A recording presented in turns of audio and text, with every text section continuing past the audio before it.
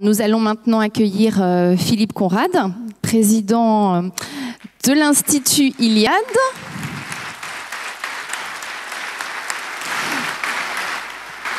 Directeur de la Nouvelle Revue d'Histoire. Philippe Conrad donc, va introduire le thème de ce colloque, et mettre en perspective. Philippe, c'est à toi. Mesdames, Messieurs, chers amis, il y a 43 ans maintenant, en 1973, notre ami Jean Raspail publiait Le Camp des Saints, et l'on connaît la dimension prophétique de ce roman. À peu près au même moment, c'est en 1972 que Pierre Chaunu publiait La Peste blanche.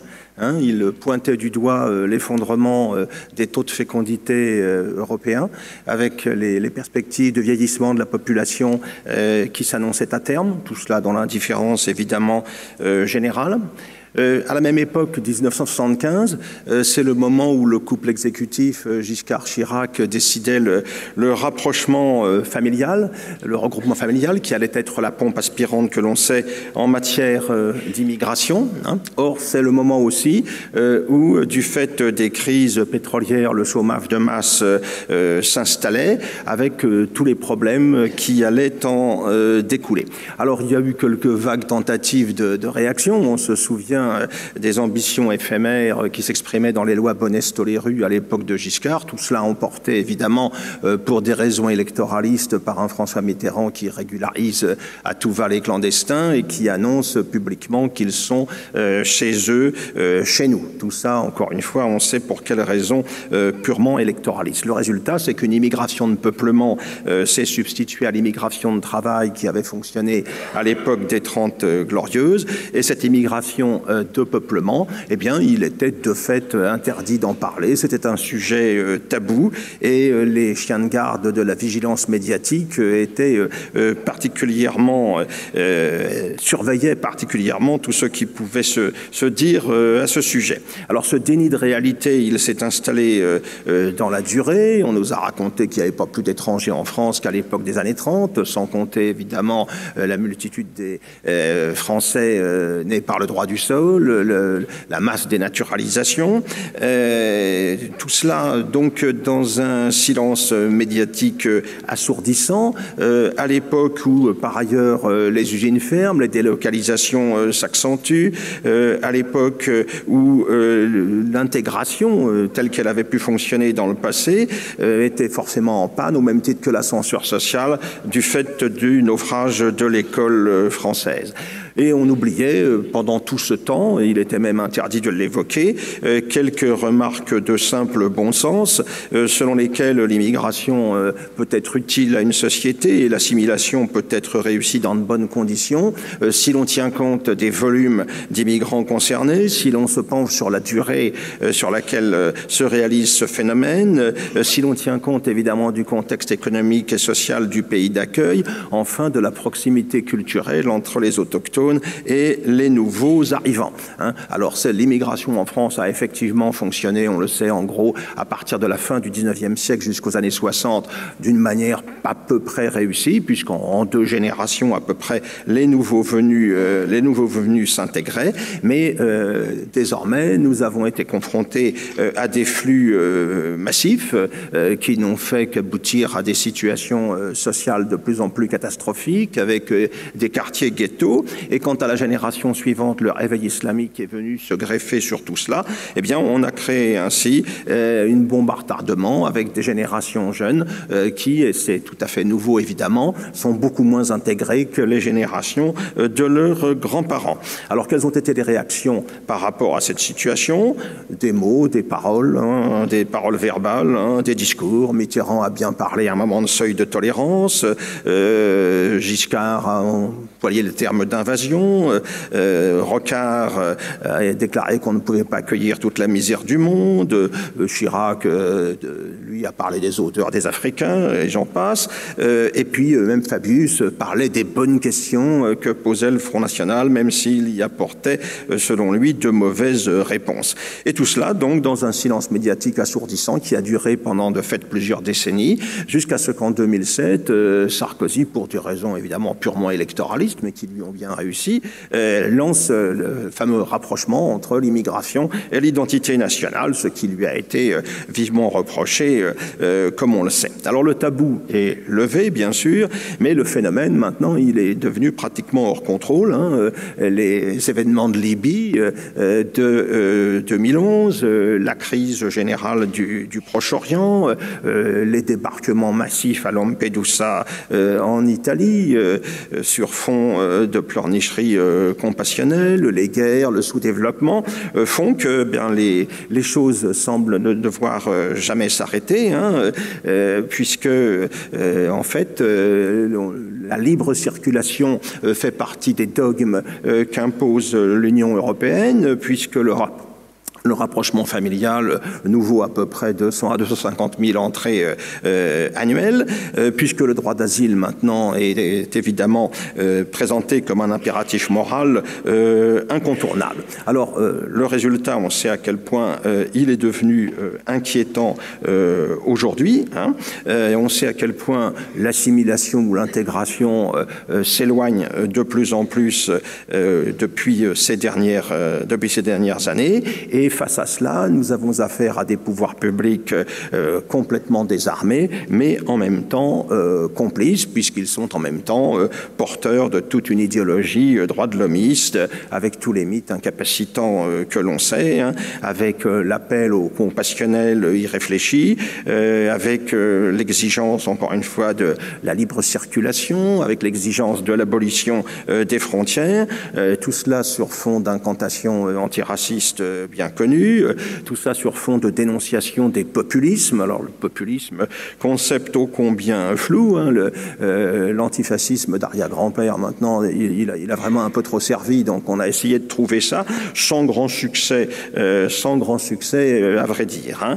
Mais en tout cas, même si aujourd'hui on peut considérer que les promoteurs du village global et de la démocratie de marché ont perdu, ils n'en ont pas moins créé les conditions du chaos à venir. Alors, une fois ce constat établi, il faut bien sûr poser le bon diagnostic et imaginer les remèdes adaptés.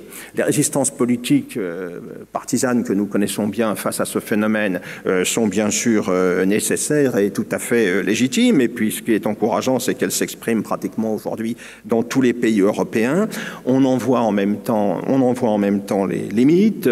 Ça repose un peu un petit jeu de chacun pour soi. On le voit bien face à la crise des réfugiés, alors qu'il faudrait définir d'emblée une grande politique, un grand projet européen sur ces questions, puisque si l'Europe veut encore compter, veut encore exister dans le nouveau monde multipolaire qui est en train de se mettre en place, ça ne peut plus être au niveau des seules nations. Il faut que sur un certain nombre de terrains, ces nations coopèrent, s'entendent et harmonisent leur position.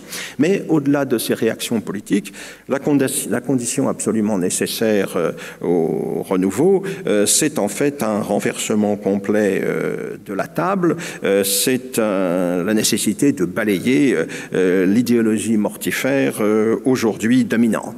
C'est-à-dire pour cela affirmer nos identités, celles de nos patries charnelles, celles de nos nations, celles de la communauté civilisationnelle que constitue notre vieille Europe qui a été tellement abîmée par le sombre XXe siècle. Concrètement, comment mener ce combat? Alors, il est polymorphe, ce combat, combat pour la langue, bien sûr, ou nos langues européennes, face aux sabirs globiches et crétinisants que l'on sait et que l'on cherche à nous imposer, combat pour l'histoire, bien sûr, face à ceux qui ricanent à propos du roman national, et l'utilisation même de termes roman, évidemment, n'est pas neutre, là où on pourrait parler de récit national, ce sont ceux les mêmes qui dénoncent dénonce le poison de l'identité contre lequel il faudrait réagir, ceux qui sont les partisans d'une histoire connectée qui est en fait complètement hors sol. C'est un terrain de combat tout à fait essentiel, hein, et c'est une des priorités, bien sûr, de la nouvelle revue d'histoire. Il faut aussi, dans ce combat, remettre en cause toutes les niaiseries de ce fameux art contemporain, hein, qui est l'une des manifestations les plus caricaturales de l'ahurissement de masse. Alors là aussi, le combat avance. Il faut rendre hommage notamment à notre amie Aude de Queyros pour le travail remarquable qu'elle accomplit sur ce terrain. Mais il faut aller plus loin. Il faut aussi remettre en cause, sans doute, tout le modèle économique sur lequel fonctionne aujourd'hui le système, un modèle fondé sur la financiarisation généralisée, sur un consumérisme exclusif, un modèle déconnecté d'une nature de plus en plus abîmée par l'hégémonie d'une technique toujours plus envahissante. Hein. Face à cette civilisation du gadget dont on mesure le vide abyssal, il faudra évidemment imaginer un modèle alternatif, imaginer aussi un nouveau contrat social, hein, permettant de dépasser l'homo economicus qui s'est imposé progressivement au cours des derniers siècles. Un homo economicus dont la promotion va de pair avec tout le renversement des valeurs traditionnelles que son avènement sous-tend. Il faut donc en finir avec la société marchande et l'idéologie progressiste qui l'accompagne. Il faut veiller aussi et encourager les réveils spirituels qui sont en cours et qui accompagneront fatalement les mutations à venir. Cela en témoigne déjà certains mouvements de fond qui affectent les jeunes générations d'une manière tout à fait encourageante. Alors le chantier est gigantesque.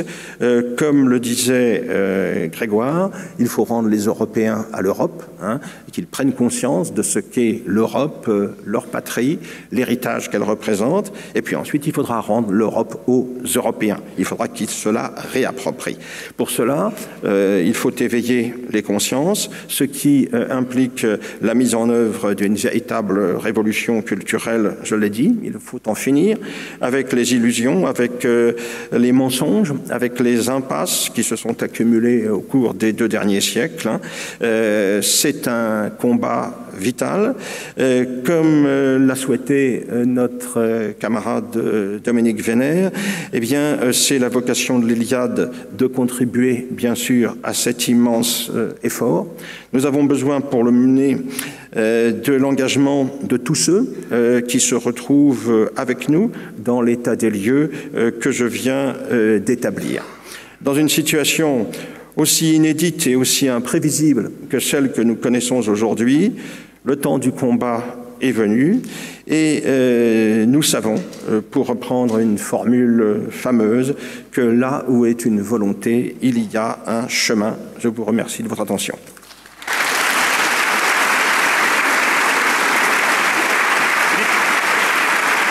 Philippe, vous voulez rester sur le champ ?